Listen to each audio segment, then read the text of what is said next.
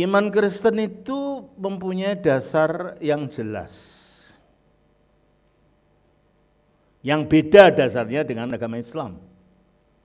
Dasarnya agama Islam adalah yang tercantum dalam 2 kalimat syahadat. Mengaku bahwa tiada Tuhan selain Allah dan mengaku bahwa Muhammad itu utusan Allah. Itu intinya ajaran Islam. Sementara ajaran Kristen intinya bukan itu. Intinya iman Kristen itu bukan mengenai konsep Allah yang satu, bukan mengenai konsep Yesus sebagai utusan, bukan. Intinya adalah berdasarkan sejarah yang pernah terjadi di mana ada seorang mati disalibkan, dikuburkan, bangkit dan tidak mati lagi. Menjadi mu'alaf dengan menidakkan Tritunggal. Bukan menjadi lebih Kristen dari orang Kristen, tetapi lebih menyimpang dari kekristenan.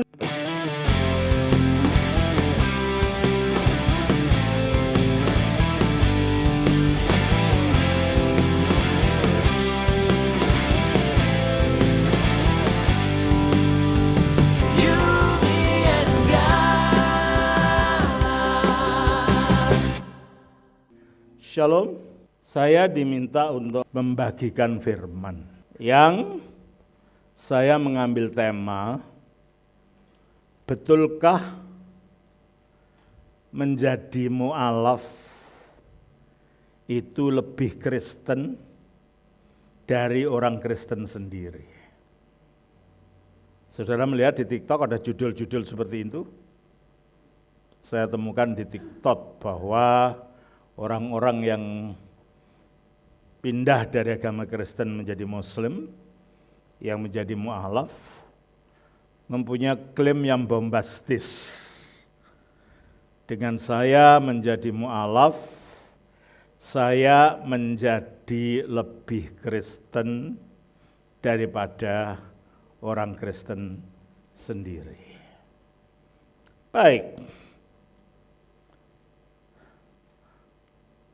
Bagi orang yang tidak tahu, terpesona ya, oh orang ini hafal kitab suci umpamanya begitu. Terpesona ya, oh orang ini membuat suatu penafsiran yang sedemikian rupa yang mungkin selama ini saya tidak pernah dengar, mungkin begitu.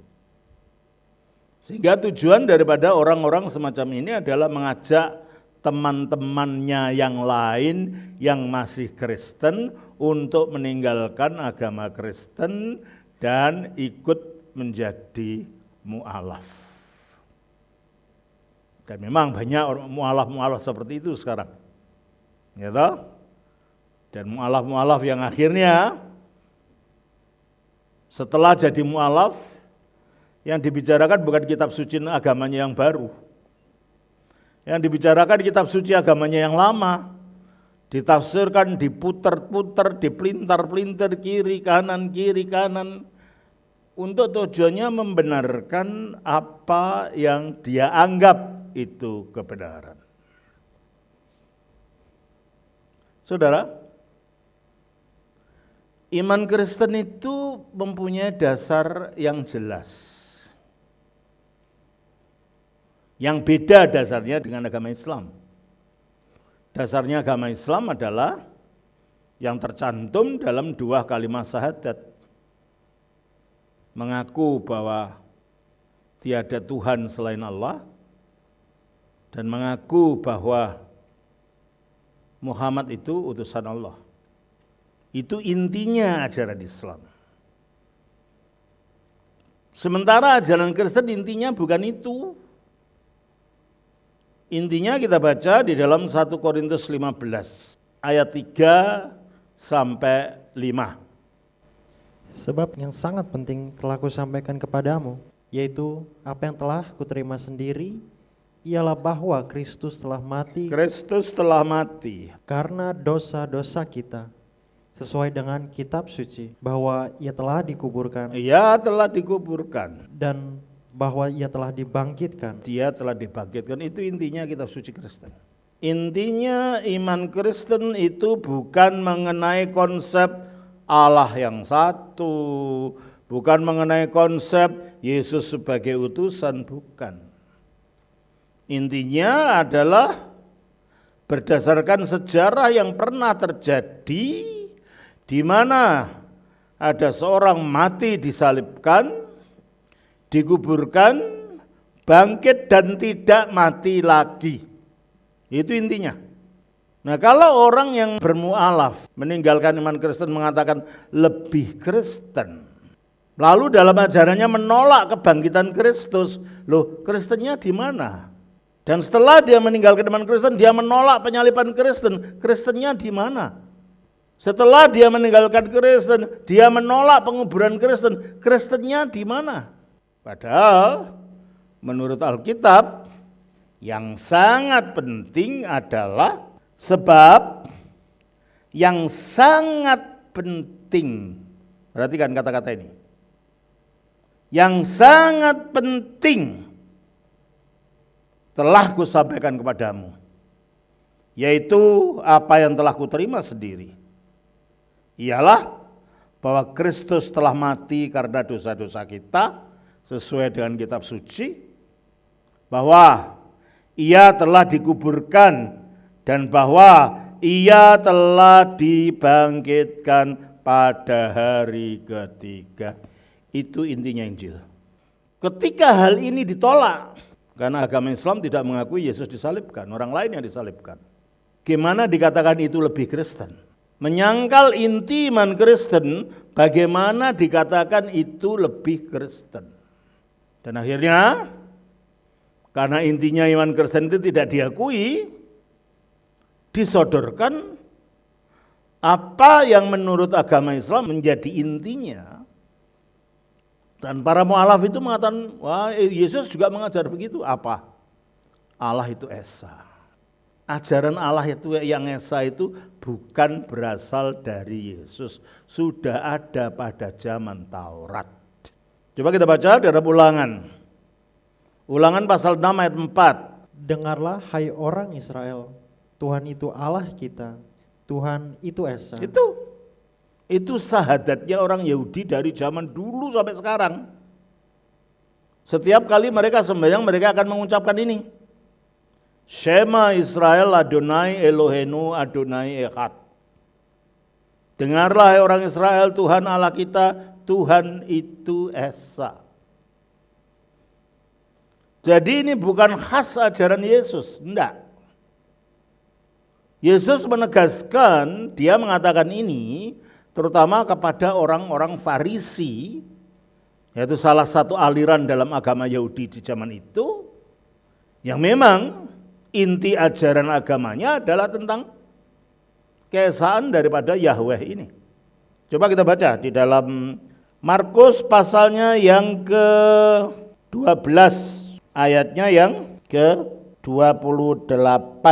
Lalu seorang ahli Taurat yang mendengar Yesus dan orang-orang Saduki bersoal jawab dan tahu bahwa Yesus memberi jawab yang tepat kepada orang-orang itu, datang kepadanya dan bertanya, hukum manakah yang paling utama? Stop.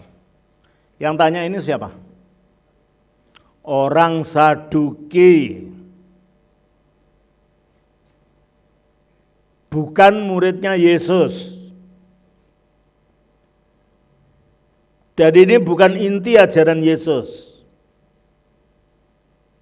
Yesus menjawab pertanyaan orang Yahudi yang memang itu inti ajaran utama mereka dalam Ulangan itu. Maka dia menjawab, jawab Yesus, jawabnya kepada orang Farisi ini. Hukum yang terutama ialah, dengarlah hai orang Israel, Tuhan Allah kita, Tuhan itu esa. Ini bukan ajaran Yesus kepada muridnya. Ini jawaban Yesus kepada pertanyaan orang Farisi. Nah, jikalau Yesus berbicara tentang dirinya kepada para muridnya, dia mengajarkannya dalam bentuk doa. Kita baca di dalam Yohanes pasal 17 ayat 3. Inilah hidup yang kekal itu, yaitu bahwa mereka mengenal Engkau, satu-satunya Allah yang benar, dan mengenal Yesus Kristus yang telah Engkau utus. Terima kasih. Setelah orang-orang ini mengatakan bahwa Yesus mengajarkan tauhid, Tuhan Allah kita, Tuhan itu Esa, yang sebanding dengan kata La ilaha illallah, Allahu Ahad, tidak ada Tuhan, Allah itu Esa. Lalu dia mengatakan, inilah hidup yang kekal itu, yaitu mereka mengenal Engkau dan mengenal Yesus Kristus yang Engkau utus. Nah, ini kan syahadat. Dalam syahadat kan dikatakan, aku mengaku bahwa tiada Tuhan selain Allah dan Muhammad itu utusan Allah. Nah ini. Nah kalau begitu, Yesuslah yang mengajarkan agama Islam. Jadi kalau kita percaya kepada Yesus, cinta kepada Yesus, kita harus cinta kepada perintahnya. Apa perintahnya? Percaya pada Allah yang satu, percaya pada syahadat bahwa Allah itu yang satu itu, dan Yesus itu hanya utusannya. Kalau kita tidak hati-hati, kita terpeleset dengan tafsiran semacam itu. Mari kita lihat. Yohanes pasal yang ke-17 ayat yang ke-3. Inilah hidup yang kekal itu, yaitu bahwa mereka mengenal Engkau, satu-satunya Allah yang benar, dan mengenal Yesus Kristus yang telah Engkau utus. Berarti Allah yang benar itu satu. Yesus itu hanya utusan. Sama dengan syahadat Islam. Allah yang benar itu satu, yaitu Allah Subhanahu wa ta'ala, dan Muhammad itu utusannya. Berani ini Yesus sedang mengajar syahadat. Nah ini bahayanya. Kalau membaca Alkitab, kacamatanya kitab suci agama lain. Nah ini bahaya sekali. Membaca Alkitab, kacamatanya adalah ajaran agama lain. Dan meninggalkan konteks dalam perikop cerita ini. Kita tidak bisa mengambil satu ayat lalu ditafsirkan seenaknya sendiri, tidak bisa. Kita harus membaca mulai dari perikopnya, mulai ayat 1 sampai dengan ayat 5. Demikianlah kata Yesus, lalu ia menengadah ke langit dan berkata, Bapa. Siapa yang dipanggil Yesus Bapa ini? Allah. Adakah dalam Quran dan dalam agama Islam Allah itu disebut Bapa? Tidak ada. Di dalam Islam Allah itu bukan Bapa. Sebab menurut agama Islam Allah tidak punya anak. Padahal di dalam ayat ini jelas dikatakan oleh Yesus. Lalu ia menengadah ke langit dan berkata, Bapa, telah tiba saatnya, permuliakanlah anakmu. Siapa yang disebut anak di sini? Yesus sendiri. Apakah Yesus disebut anak di dalam Al-Quran? Jelas tidak. Di sini Allah dan Yesus dinisbatkan sebagai Bapa dan anak, yang penyebutan semacam itu bukan penyebutan Islam, mengenai hubungan Allah dengan Yesus.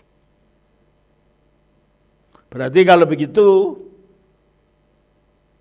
di sini ayat ini sedang berbicara tentang Allah yang berbeda. Allah bukan yang diajarkan oleh agama Islam. Ya. Supaya anakmu itu mempermuliakan engkau. Sama seperti engkau telah memberikan kepadanya kuasa atas segala yang hidup. Apakah ada dalam Al-Quran? Allah itu memberikan kuasa atas segala yang hidup. Enggak, Yesus itu manusia biasa, enggak punya kuasa atas segala yang hidup. Sementara dalam Alkitab ini Yesus itu diberi kuasa atas segala yang hidup. Berarti Isa yang dimaksud di dalam Al-Quran itu beda dengan Yesus yang kita baca di sini. Yesus yang kita baca di sini adalah Dia yang diberi segala kuasa atas yang hidup, sehingga sama seperti engkau telah memberikan kepadanya kuasa atas segala yang hidup, demikian pula Ia akan memberikan hidup yang kekal kepada semua yang telah engkau berikan kepadanya.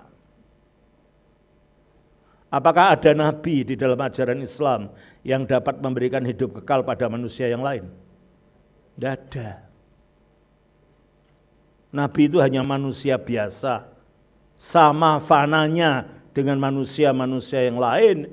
Jadi Nabi tidak mungkin memberikan hidup kekal. Di sini Yesus menyatakan dirinya sebagai yang dapat memberikan hidup kekal. Padahal Allah itu yang maha kekal. Dia sumbernya kekekalan. Tetapi karena hidup kekalnya itu diberikan kepada firman-Nya, kepada anaknya ini, maka anak ini juga dapat memberikan hidup kekal kepada segenap makhluk. Sehingga ayat 3, inilah hidup yang kekal itu. Nah itu sekarang. Ini berbicaranya bukan syahadat. Ini berbicara tentang sumbernya hidup kekal. Inilah hidup yang kekal itu, yaitu bahwa mereka mengenal engkau. Ginoskusin se. Mereka mengenal engkau. Seperti seorang anak mengenal ibunya. Dari pengenalan yang begitu intim, pengenalan dengan ikatan batin yang kuat. Sementara syahadat bunyinya ashadu, saya bersaksi. Dan saya bersaksi itu bahasa Yunaninya martyrume. Di sini bukan martyrume tapi ginoskusin. Ginoskusin itu mengenal. Jadi untuk mendapatkan hidup kekal itu orang harus mengenal Bapa, mengenal Engkau satu-satunya Allah yang benar, dan mengenal Yesus Kristus. Jadi hidup kekal datangnya dari Bapa melalui Yesus. Maka hidup kekal itu dari Bapa, mengenal Bapa dan mengenal Yesus. Yesus yang bagaimana? Yesus yang kau utus. Nah, kata engkau utus di sini pun tidak berarti seperti kalau Nabi Muhammad menjadi utusan Allah. Dipilih, diutus, ditugaskan untuk menyebarkan agama. Itu kan? Kalau Yesus tidak, ya memang diutus. Diutus dari mana? Kita baca dari Yohanes pasal 6. Ayat 38. Sebab aku telah turun dari sorga. Turun dari mana? Kalau dia turun dari surga tadinya ada di mana? Adakah Nabi berada di surga? Pernah adakah Nabi itu tinggalnya dalam surga, lalu turun dari surga, diutus turun ke bumi? Ada? Tidak ada. Jadi kalau dalam Alkitab kita baca, aku diutus Bapa, Bapa mengutus aku, utusan Bapa, utusannya dalam arti ini. Dari surga turun ke bumi. Utusannya bukan dalam arti dikirim sebagai rasul, bukan itu. Dia diutus artinya ya memang tadinya ada di dalam dirinya Allah. Sebagai firman-Nya Allah yang satu di dalam Allah. Pada mulanya adalah firman, firman itu bersama-sama dengan Allah. Di mananya Allah? Ya di dalam dirinya Allah. Ketika berada dalam dirinya Allah disuruh turun. Lalu mengambil kemanusiaan dari wanita Maria, itulah artinya dia diutus ke bumi. Jadi kalau begitu, Yohanes 17 ayat 3 ini tidak berbicara tentang syahadat. Yohanes 17 ayat 3 ini berbicara tentang sumber hidup kekal, bicara tentang Yesus yang tadinya berada di dalam Allah. Coba kita baca di dalam Yohanes pasal yang ke-8 ayat yang ke-42. Kata Yesus kepada mereka, "Jikalau Allah adalah Bapamu, kamu akan mengasihi aku, sebab aku keluar dan datang dari Allah." Kalau dia keluar dari Allah, tadinya di mananya Allah dia? Ya? Di dalamnya Allah. Ada dua Allah atau satu Allah? Satu. Ya satu. Karena dia berada di dalam Allah sebagai firman-Nya Allah yang tanpa awal, tanpa akhir, secara kekal menyatu dengan Allah. Lalu diizinkan keluar dari diri Allah untuk mengambil tubuh manusia menjadi manusia. Maka itulah artinya dia diutus.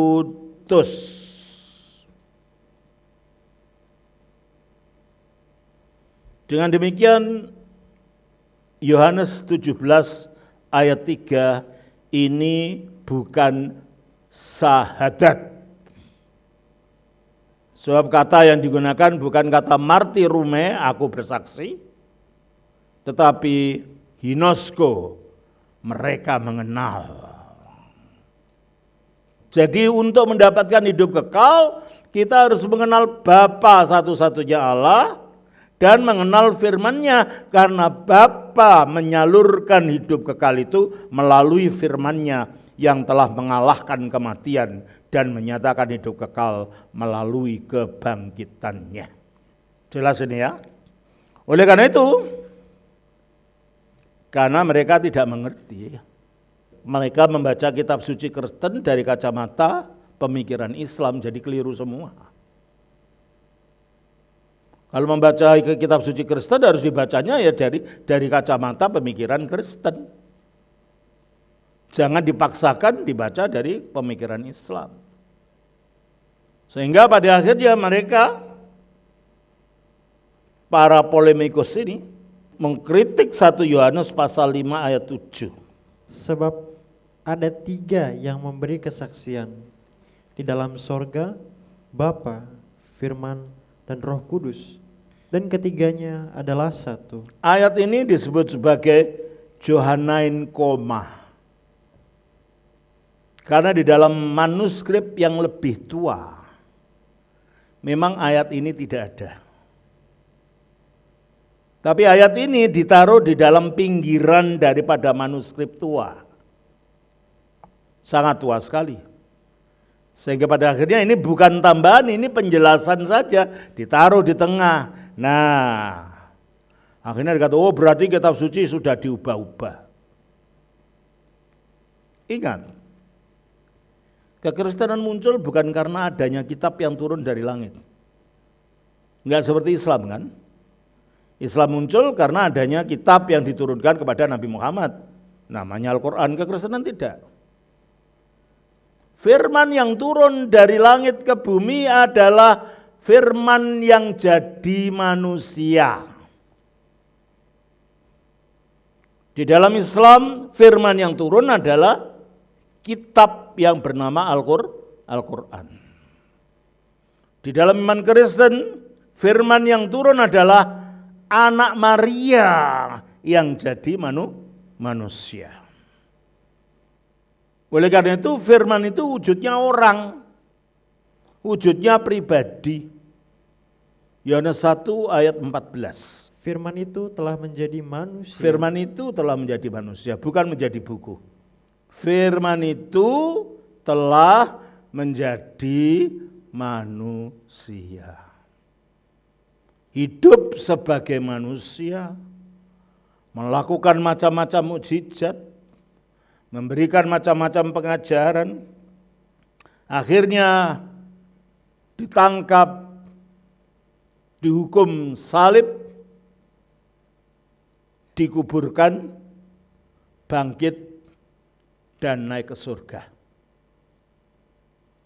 Peristiwa kehidupan firman yang jadi manusia inilah yang menjadi inti pemberitaan para rasul awal itu. Mereka tidak membawa Alkitab, oh ini Matius pasal 5 ayat 1. Oh Matiusnya aja belum ditulis kok. Apa yang akhirnya menjadi kitab perjanjian baru? Yang ditulis pertama adalah surat 2 Tesalonika, bukan Injil Matius. Dan ditulisnya kira-kira tahun 58 Masehi. Itu baru ditulis. Belum dikumpulkan jadi kitab. Berarti awalnya kekristenan itu disebarkan secara lisan. Bukan ada buku yang sudah ada pasalnya, ada ayatnya. Enggak. Disebarkan secara lisan, dan ajaran lisan ini akhirnya sebagian untuk tujuan-tujuan praktis ada yang dituliskan dalam bentuk surat-surat, dalam bentuk Injil-Injil, dalam bentuk kisah-kisah kehidupan para rasul. Baru kemudian itu jadi buku yang tersebar ke sana kemari. Belum dijadikan buku. Itu baru jadi buku ketika pada tahun 150-an. Ada seorang pengajar ajaran sesat Gnostikisme yang percaya Allah itu ada dua. Allah yang pertama itu Allah yang buruk, jahat, yaitu Allah yang mengilhami perjanjian lama. Dan itu Allahnya orang Yahudi. Allah yang kedua adalah Allah yang baik, yang berwujud roh. Dan itulah Bapaknya Tuhan Yesus Kristus. Nah, Allah yang buruk inilah yang memberikan tubuh jasmani. Sehingga kita yang tadinya berwujud roh itu terjebak oleh tubuh jasmani yang menimbulkan kejahatan. Oleh karena itu Yesus tidak mungkin betul-betul datang sebagai manusia. Sebab dia datang ingin melepaskan kita dari tubuh manusia ini. Dengan pura-pura jadi manusia. Dengan kelihatannya saja jadi manusia. Atas dasar inilah akhirnya Marcion mengatakan, kalau gitu orang Kristen tidak boleh membaca kitab suci Yahudi. Dan apa saja yang mengandung keyahudian ditolak oleh Marcion. Sehingga pengikutnya tidak membaca perjanjian lama, Tidak pula membaca Injil-Injil yang ada unsur Yahudinya. Inilah Yesus Kristus, anak Daud, anak Abraham. Nah itu Yahudi, buang. Markus, Markus kan ponakannya Barnabas, anaknya Maria, kan orang Yahudi. Oh berarti tulis orang Yahudi, buang. Injil Yohanes, Yohanes kan orang Yahudi. Dan dalam tulisannya mengatakan firman jadi daging, firman jadi manusia. Wah itu kan buruk, dibuang. Akhirnya Marcion membuang Injil Matius, Markus, dan Yohanes. Dan ini menunjukkan bahwa ketiga Injil ini sudah ada paling tidak sejak tahun 150. Berarti kalau ada orang mengatakan Injil kita ini diubah-ubah, diubahnya di mana, kapan, oleh siapa, untuk alasan apa?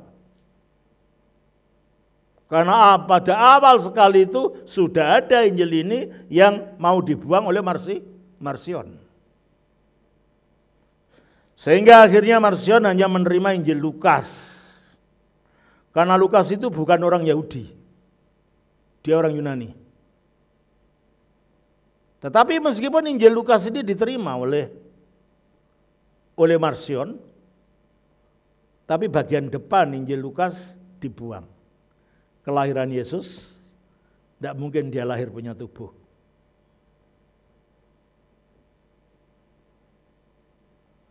Yesus muncul-muncul sudah dibaptis di dalam Injil Lukas, kelahirannya dan mengandungnya Maria dan lain itu dipotong oleh dia. Sehingga Injil yang kitab sucinya Marcion itu terdiri dari Injil Lukas yang sudah dipotong dan tulisan-tulisan Paulus saja.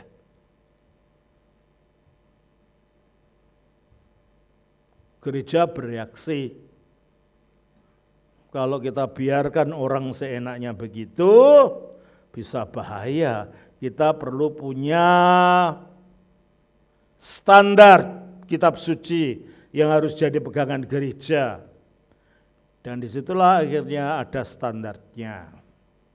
Standarnya kitab-kitab tadi harus dibuktikan dari bukti internal bahwa ditulis oleh para rasul sendiri atau muridnya para rasul.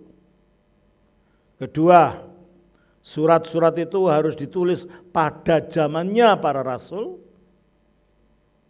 Nah, surat-surat itu harus sudah dibaca yang pada tahun 150-an itu oleh 3 pusat gereja. Waktu itu gereja masih satu, tidak pecah-pecah seperti sekarang. Dan waktu itu ada 3 pusatnya.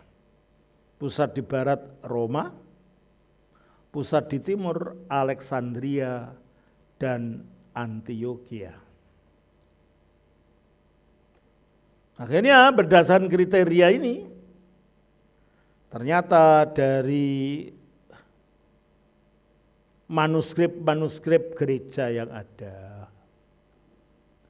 hanya 27 buah tulisan yang bisa diterima. Tadinya ada yang juga dianggap bagian perjanjian baru, misalnya kitab Didache, kitab Gembala Hermas, kitab Surat Barnabas, bukan Injil Barnabas ya. Kalau Injil Barnabas itu tulisan orang Islam abad ke-16. Surat Ignatius, surat-surat ini akhirnya tidak bisa diterima bukan karena isinya salah. Surat-surat tidak bisa diterima karena waktu itu sebagian dari surat-surat ini hanya dibaca dari salah satu pusat. Umpamanya surat Barnabas itu hanya dikenal di gereja Alexandria di Mesir. Gereja Roma dan gereja Antioquia tidak kenal surat itu, sehingga tidak bisa masuk. Surat Didache itu hanya dikenal di Antioquia, tidak dikenal di Alexandria, tidak kenal di Roma, dan seterusnya. Sehingga akhirnya yang diterima hanya 27 surat itu. Jadi kalau begitu tidak ada Injil itu sudah diubah-ubah. Yang ubah siapa? Yang orang yang menuduh mengubah Injil tanyakan, yang ubah siapa, sebut namanya. Kalau orang. Kalau lembaga-lembaga apa yang mengubah? Ngubahnya tahun berapa? Di mana diubahnya? Untuk tujuan apa? Apa mungkin itu bisa diubah? Dikumpulkan di mana gitu? Kitab suci pada zaman itu sudah mulai diterjemahkan dalam bahasa Latin, bahasa ini, bahasa itu. Apa enggak muskil mau dikumpulkan dengan gerobak ditaruh di atas lapangan gitu kan? Lalu menyewa ahli bahasa untuk mengubah tempat yang sama yang harus diubah, sangat mustahil sekali. Jadi secara sejarah dan secara logika tidak mungkin kitab suci ini pernah diubah. Nah, Johanain koma yaitu 1 Yohanes 5 ayat 7 tadi, itu bukan perubahan. Itu mungkin catatan awal, akhirnya setelah direvisi tulisannya kembali, dimasukkan karena isinya tidak bertentangan dengan isi kitab suci yang lain. Sehingga orang-orang ini mengatakan, nah ini orang Kristen menambah-nambah sesuatu yang tadinya tidak ada, yaitu adanya Trinitas di situ. Baca lagi tadi 1 Yohanes 5 ayat 7. Sebab ada 3 yang memberi kesaksian di dalam sorga, Bapa, Firman, dan Roh Kudus. Ya itu katanya tambahan. Nah dari situlah orang Kristen membuat ajaran tentang Tritunggal. Tidak. Saya kalau mengajar Tritunggal saya tidak pernah mengutip itu. Mungkin saudara yang pernah mendengar saya, pernah saya mengutip itu? Tidak. Secara keseluruhan perjanjian baru kalau berbicara tentang Allah secara utuh itu selalu berbicara tentang Tritunggal. Coba kita lihat 1 Korintus pasal 8 ayat 6. Namun bagi kita hanya ada satu Allah saja, yaitu Bapa. Namun bagi kita hanya ada satu Allah saja. Siapa? Bapa. Yohanes pasal yang ke-8 ayat 42. Kata Yesus kepada mereka, jikalau Allah adalah Bapamu. Jadi Allah itu apa? Bapa, tetap Bapa. Yesus juga mengatakan yang sama. Terus? Kamu akan mengasihi aku, sebab aku keluar dan datang dari Allah. Nah, ya. Yesus mengaku dirinya keluar dari Allah. Ada 2 Allah atau 1 Allah? 1. Berarti ada Bapa dan ada anak yang keluar dari Bapa. Ini bukan dari Yohanes tadi kan? Kita baca sekarang dari Yohanes pasal 15 ayat yang ke-26. Jikalau penghibur yang akan kuutus dari Bapa datang, yaitu roh kebenaran yang keluar dari Bapa. Jadi roh kebenaran keluar dari mana? Bapa. Berarti tadinya di mana? Di dalam. Dalam Bapa. Firman atau anak keluar dari mana? Bapa. Berarti tadinya di mana? Di dalam. Allah yang satu itu siapa? Bapa. Berarti ada Bapa, Firman, Roh Kudus yang berada di dalam satu Bapa ini. Jadi tanpa ayat itu tadi tetap aja Allah itu Tritunggal. Jadi kalau mereka mengatakan itu tambahan, kemudian kata orang ini, loh buktinya enggak. Buktinya bahwa firman Allah tetap ada di dalam Bapa, rohnya Allah ada dalam Bapa. Tritunggal itu bukan ajaran tambahan di tahun abad kemudian. Tritunggal juga bukan ajaran Paulus, sebab itu dikatakan oleh Yesus. Coba kita baca kembali. Yohanes 15 ayat yang ke-26. Jikalau penghibur yang akan kuutus dari Bapa datang, yaitu roh kebenaran yang keluar dari Bapa. Jadi roh kebenaran keluar dari siapa? Bapa. Bapa. Pasal 8 ayat 42. Kata Yesus kepada mereka, jikalau Allah adalah Bapamu. Siapa Allah itu? Bapa. Terus? Kamu akan mengasihi aku, sebab aku keluar dan datang dari Allah. Jadi menurut Yesus siapa Allah itu? Bapa. Dia keluar dari mana? Dari Bapa. Rohnya keluar dari mana? Dari Bapa. Ini bukan ajaran Paulus. Ini ajaran Yesus sendiri. Bahwa di dalam diri Allah yang satu yaitu Bapa itu ada firman-Nya yang kekal yang disebut anaknya. Dan ada rohnya yang kekal yang disebut Roh Kudus. Jadi menjadi mu'alaf dengan menidakkan Tritunggal. Bukan menjadi lebih Kristen dari orang Kristen, tetapi lebih menyimpang dari kekristenan gitu loh saudara. Jadi ketika para mu'alaf itu mengatakan, wah saya sekarang lebih Kristen dari orang Kristen karena saya mengikuti ajaran Yesus. Ajaran Yesus yang mana yang kamu ikuti? Apakah kamu mengikuti ketika Yesus mengatakan aku keluar dari Bapa? Yang berarti tadinya di dalam Bapa? Apakah kamu mengikuti ketika Yesus mengatakan roh keluar dari Bapa? Yang berarti dia dalam Bapa? Berarti di dalam diri Allah yang satu itu ada Bapa, ada firman-Nya, ada Roh Kudus. Itulah Tritunggal. Itu ajaran Yesus.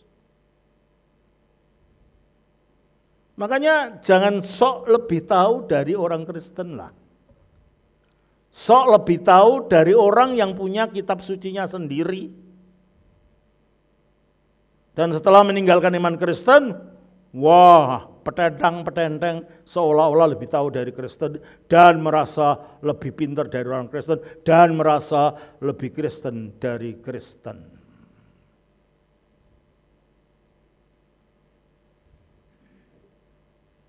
Jadi, kalau mereka mengatakan Yesus itu utusan, betul. Di Alkitab ada tulisan Yesus itu diutus oleh Allah, betul. Tapi diutusnya itu keluar dari dalam diri Allah turun ke bumi, diutusnya itu. Bukan diutus diangkat jadi utusan untuk menyebarkan kitab, bukan. Coba kita baca lagi itu. Yohanes pasal yang ke-6 ayat 38.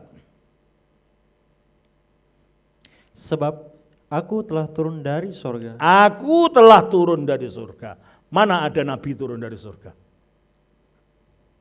Aku telah turun dari surga. Mana ada rasul turun dari surga? Aku telah turun dari surga. Mana ada utusan turun dari surga? Bukan saja dia turun dari surga, aku keluar dari Bapa. Jadi tadinya ada di dalam Bapa, keluar, lalu turun, lalu masuk ke dalam perutnya Bunda Maria, mengambil benih kemanusiaan, lahir wujud manusia. Jadi kalau kita potong pada diutus saja, dan kita tidak melihat hal-hal yang lain, kita akan lebih mudah diselewengkan dengan mereka mengatakan orang yang mu'alaf itu lebih Kristen daripada orang Kristen. Jawaban kita, Anda keliru. Sebab Alkitab tidak mengatakan begitu.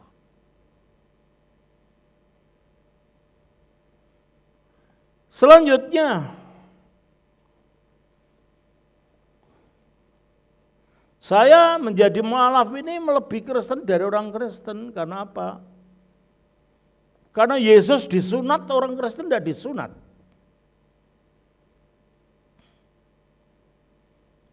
Pertama saya tanya, adakah dalam Al-Quran kisah Yesus itu disunat? Ada? Nggak ada. Dan adakah perintah Yesus yang mengatakan, hei kamu pengikutku semua, nanti kamu sunat semua ya? Ada perintah itu? Tidak ada. Yesus disunat bukan karena perintahnya. Yesus disunat karena dia masih bayi. Umur berapa kalau orang Yahudi disunat? 8 hari. 8 hari. Berarti yang menyunatkan siapa? Ya ibunya. Bukan karena perintah Yesusnya. Coba kita baca Imamat pasal 12. Imamat 12 ayat yang kedua. Katakanlah kepada orang Israel, apabila seorang perempuan bersalin dan melahirkan anak laki-laki, maka najislah ia selama 7 hari. Sama seperti pada hari-hari ia bercemar kain, ia najis. Pada hari yang ke-8, haruslah dikerat daging kulit khatan anak itu. Jadi sunat itu perintahnya Yesus atau perintahnya Taurat? Kitab Taurat, imamat itu bagian dari kitab Taurat. Jadi kalau Yesus itu disunat bukan karena dia merintahkan ibunya, bu, sunat saya ya. Anak umur 8 hari bagaimana bisa minta disunat? Jadi sunat itu bukan perintah Yesus, dan ketika Anda merasa dengan menjadi mu'alaf, Anda disunat, maka Anda mengikuti Yesus, bukan. Anda mengikuti Bunda Maria. Sebab yang menyunat Yesus adalah Bunda Maria, bukan Yesus sendiri. Jadi Anda tidak lebih Kristen dari orang Kristen, karena Anda mengikuti bunyinya kitab Taurat. Tidak ada perintah dalam Alkitab Yesus mengatakan, kalau kamu ikut saya, kamu harus disunatkan. Tidak ada perintah itu. Terus ada lagi yang mengatakan,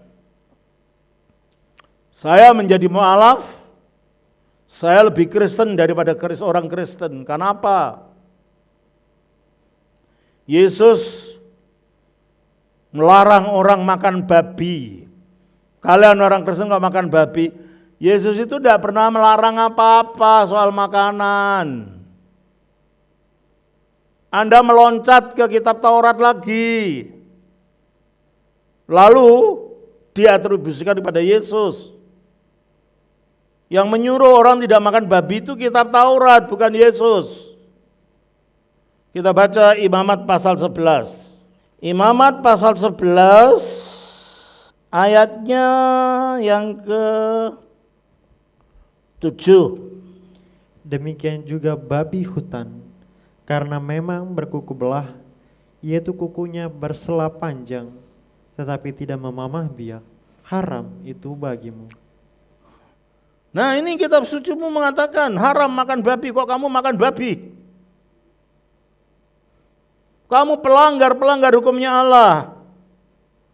Tunggu dulu. Sebelum babi disebutkan apa ini ayat 4? Tetapi inilah yang tidak boleh kamu makan, dari yang memamah biak atau dari yang berkuku belah, unta, karena memang loh di negara Arab itu unta itu salah satu makanan enak loh. Betul? Malah diizinkan orang katanya untuk obat minum kencing unta. Oh. Makanya sebelum menunjuk orang tuh lihat dirimu sendiri. Kamu juga makanan-makanan haram. Menurut imamat unta itu makanan haram. Tapi kamu nunduk-nunduk orang Kristen makan babi, makan haram. Kamu juga makan makanan haram. Karena dalam hukum Taurat, unta itu sama haramnya dengan babi. Toh kamu makan unta, bahkan kamu minum kencing unta untuk obat katanya. Sedangkan Yesus sendiri tidak pernah mengajarkan apa-apa tentang makanan haram atau tidak. Kita baca dalam Markus pasal yang ke-7. Markus pasal yang ke-7, mulai ayat yang ke-18. Maka jawabnya, apakah kamu juga tidak dapat memahaminya? Tidak tahukah kamu bahwa segala sesuatu dari luar yang masuk ke dalam, seseorang tidak dapat menajiskannya, karena bukan masuk ke dalam hati, tetapi ke dalam perutnya, lalu dibuang di jamban? Dengan demikian, ia menyatakan semua makanan halal. Tidak ada ajaran Yesus ini halal itu haram. Malah Yesus bilang, Alkitab mengatakan, dengan demikian ia menyatakan semua makanan halal. Anda tidak lebih Kristen dari orang Kristen. Sebab ajaran Yesus itu bukan masalah makanan halal dan haram, bukan masalah sunat atau tidak sunat, bukan masalah itu. Tetapi masalah pembaruan hidup, masalah hidup baru oleh Roh Kudus.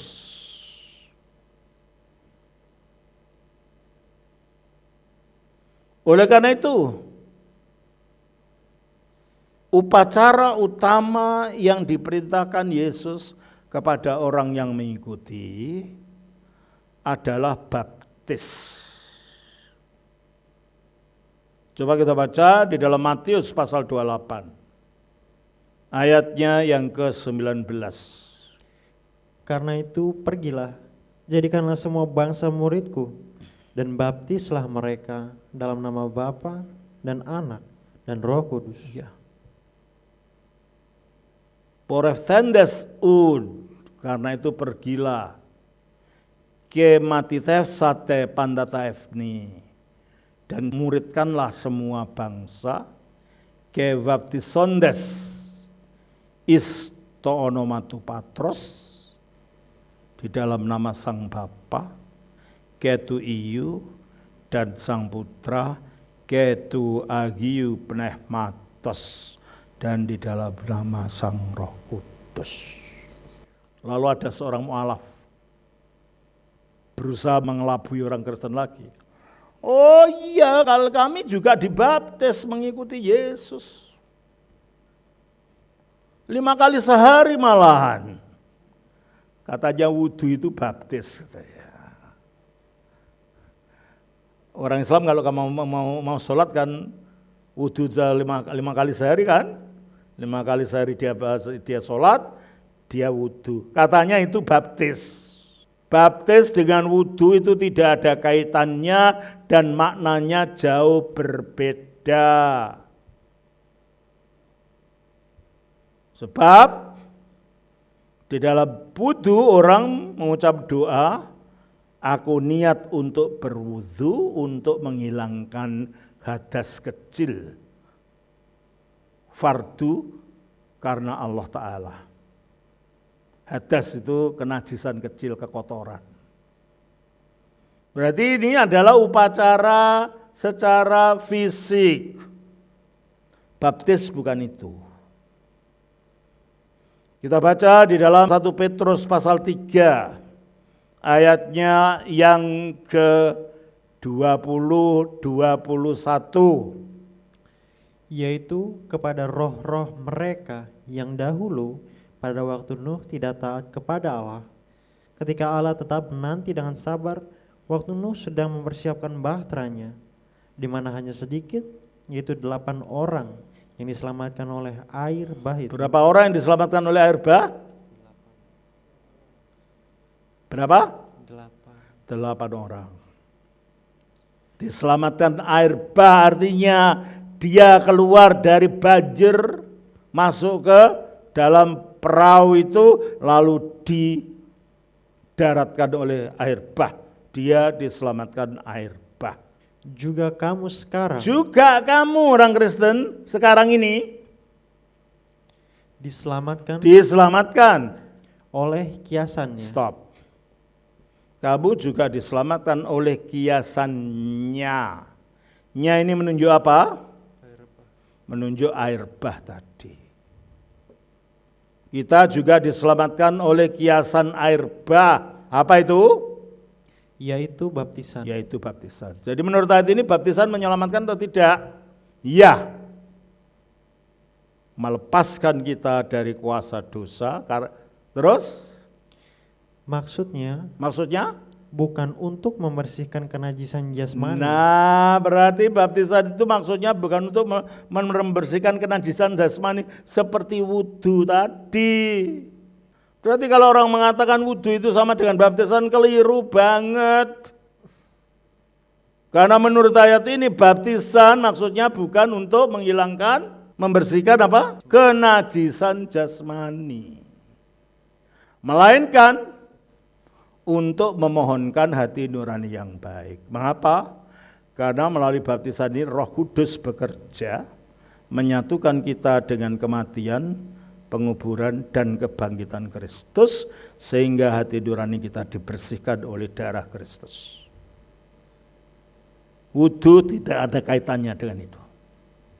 Maka dikatakan dalam ayat ini bukannya untuk membersihkan kenajisan jasmani, melainkan untuk memohonkan hati nurani yang baik kepada Allah oleh kebangkitan Yesus Kristus, karena baptisan itu menyatukan kita dengan kematian Kristus oleh penyalibannya, dengan penguburan Kristus di dalam kuburan dan dengan kebangkitan Kristus sehingga kita menerima hidup baru, hidup kebangkitan itu.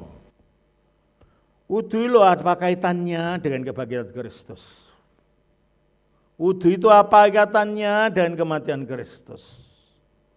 Wudhu itu apa kaitannya dengan kematian Kristus? Orang kematian, kebangkitan, dan penyalibannya ditentang. Gimana wudhu bisa menyatukan orang dengan baptisan? Berarti kalau begitu, ya memang orang Islam tidak pernah dibaptis, sebab wudhu itu bukan baptis. Padahal baptisan itu menyatukan kita dengan kematian, penguburan, dan kebangkitan Kristus. Coba kita baca di dalam Roma pasal yang ke-6, ayat 3 dan 4. Atau tidak tahukah kamu bahwa kita semua yang telah dibaptis dalam Kristus telah dibaptis dalam kematiannya? Telah dibaptis iston thanaton naftu, masuk ke dalam kematian dia, manunggal kepada kematian dia. Dengan demikian kita telah dikuburkan bersama-sama dengan dia. Nah, kalau penguburannya Kristus itu mengalahkan kuasa iblis, dengan kita dikuburkan dalam baptisan oleh kuasa Roh Kudus, kita juga dilepaskan dari kuasa kegelapan itu. Bersama-sama dengan dia oleh baptisan dalam kematian, supaya sama seperti Kristus telah dibangkitkan dari antara orang mati oleh kemuliaan Bapa, demikian juga kita akan hidup dalam hidup yang baru. Kita akan hidup dalam kebaharuan hidup bahasa aslinya, yaitu hidup kebangkitan tadi. Jadi baptisan itu bukan hanya simbol, bukan hanya untuk membersihkan kotoran jasmani.